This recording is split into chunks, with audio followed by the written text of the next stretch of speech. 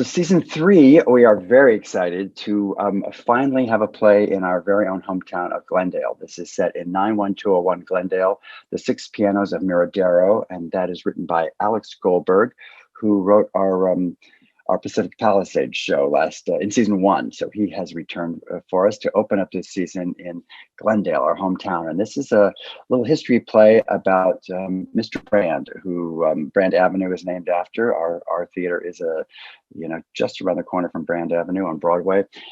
This is the story about his wife, his will, and his legacy in Glendale. The Six Pianos of Miradero. Then we go to 91505 Burbank for True Sound by Steve Apostolina. Steve is a writer and actor, but he also makes his living working in post-production voiceovers, doing looping and walla groups, and he knows that world of post-production very well. And this play is set in a Burbank soundstage late at night, where an apprentice and a master of the art of post-production sound meet, and things get a little dicey. That's called True Sound. Then we will go to 90262 Linwood, Blue Like You, written by Ann Noble, which is a story of a mother and daughter coming together after a very long time being apart. And it is a very funny, touching, gentle play about the importance of names and what we call ourselves and who we are. And that is Blue Like You.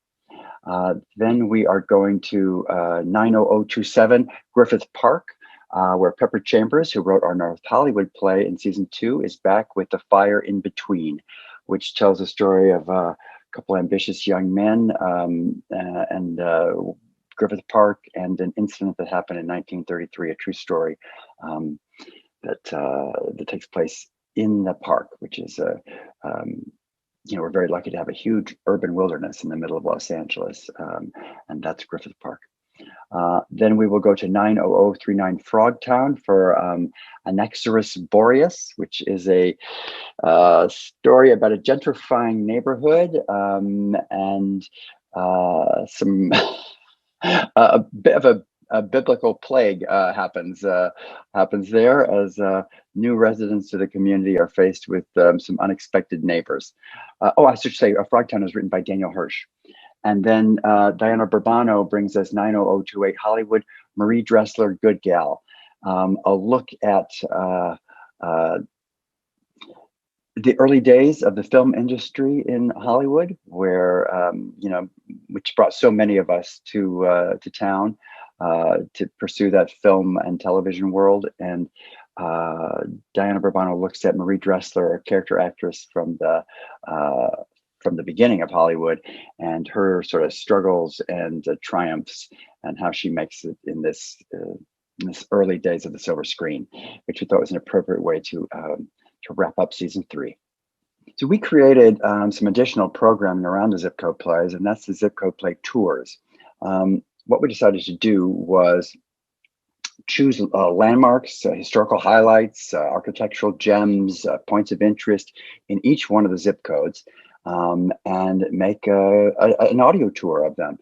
And these are tours that you can do virtually, digitally. You can follow them along, or you can actually go to the zip code and drive around and look at these. We have great actors from within our company narrating the tours.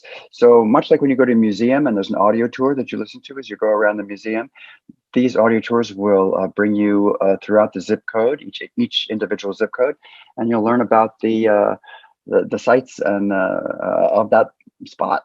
And they're really interesting. I've gone and done them all, so as a test case. And there are parts of Los Angeles that I don't know and I was not aware of at all. And so the chance to drive around them and get to know those places has been a real treat. And whether you live on the west side or the east side or wherever you are, there's probably a part of town you don't know so well. So Pacific Palisades was a place I really didn't know very well. And Pacoima is another place I did not know very well.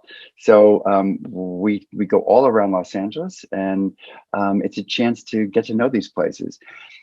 When we first released them, it was right during a lockdown that had come up. So we were recommending to everyone that they do them virtually and give them a listen, and you can see pictures and listen to the explanations of the places. But I think now, people are careful and take caution. They should be able to go around and do these in person as well.